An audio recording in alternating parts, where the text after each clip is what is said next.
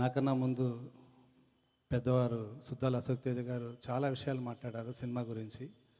మేము చెప్పాలనుకున్నా కూడా అన్నీ ఆయన మాటల్లో దొరిలాయి. ఆయన ఎలా అయితే ఫీల్ అయ్యారు ఈ సినిమాలో కూడా చాలా చోట్ల చాలా సన్నివేశాలకి నా కళ్ళు కూడా చెమర్చాయి.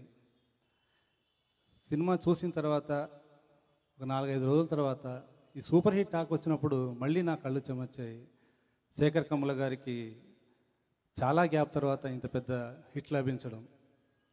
హ్యాపీ డేస్ నుంచి ఆయనతో నేను జర్నీ చేస్తున్నాను. హ్యాపీ డేస్తో నేను ఒక రచయితగా పుట్టాను. అంటే నాకు ఆయన తండ్రి లాంటి వారు. జనరల్గా కొడుకు ప్రయోజకుడైతే గొప్ప విజయాన్ని చూస్తే తండ్రి సంతోషిస్తాడు. కానీ ఇవాళ అంటే ఇది నా గుండె లోతుల్లోంచి చెప్తున్నమాట.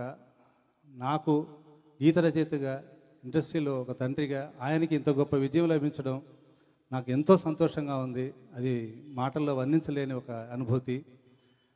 అలాగే ఇంకా ఆయన నాకు ఈ పాటలు రాయడానికి ముందు పిలిచి ఏదైతే నాకు నెరేట్ చేశారో మొత్తం కథ పొల్లుపోకుండా అంతే అద్భుతంగా తీశారు. ముఖ్యంగా చాలామంది ఈ సినిమాలో సాయి పల్లవి నటన అద్భుతంగా ఉంది, చాలా బాగా చేసింది అన్నారు. నాకు నచ్చింది. కాకపోతే హీరో వరుణ్ తేజ్ గారిని చూస్తున్నప్పుడు ఒక పసిపిల్లాళ్ళ అనిపించాడు నాకు.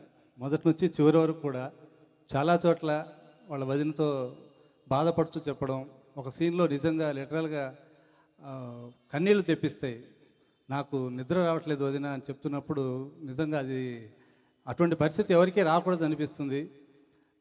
అంత అద్భుతంగా ఆయన పర్ఫార్మెన్స్ ఇందులో. హ్యాట్స్ ఆఫ్ సార్ వరుణ్ గారు. అలాగే ఇందులో హే మిస్టర్, పిల్లగాడ 2 పాటలు రాశాను. మంచి అప్లాజ్ వచ్చింది. అలాగే ఈ సినిమా మరిన్ని సక్సెస్లు మళ్ళీ అదే 100 రోజులు ఆడాలని, ఇంకా ఎక్కువ రోజులు ఆడాలని మనస్ఫూర్తిగా కోరుకుంటూ ఆల్ ది బెస్ట్. దిల్రాజు గారికి కూడా, దిల్రాజు గారి చిత్రాలకు కూడా నేను మొదటి నుంచి చాలా సినిమాలకి రాస్తున్నాను. ఆయన అంటే పట్టిందల్లా బంగారం అంటారు కదా, ఆ రకంగా సార్కి చాలా సినిమాలు, చాలా చిత్రాల శాతం ఆయనకి సక్సెస్ లభిస్తూ ఉంటుంది. ఇది ఇలాగే కొనసాగాలని లైఫ్ లాంగ్ మనస్ఫూర్తిగా కోరుకుంటున్నాను. Thank you sir. Thank you so much. ఇప్పుడు చైతన్య గారిని మాట్లాడాల్సిందిగా కోరుకుంటున్నాం. Please ma'am.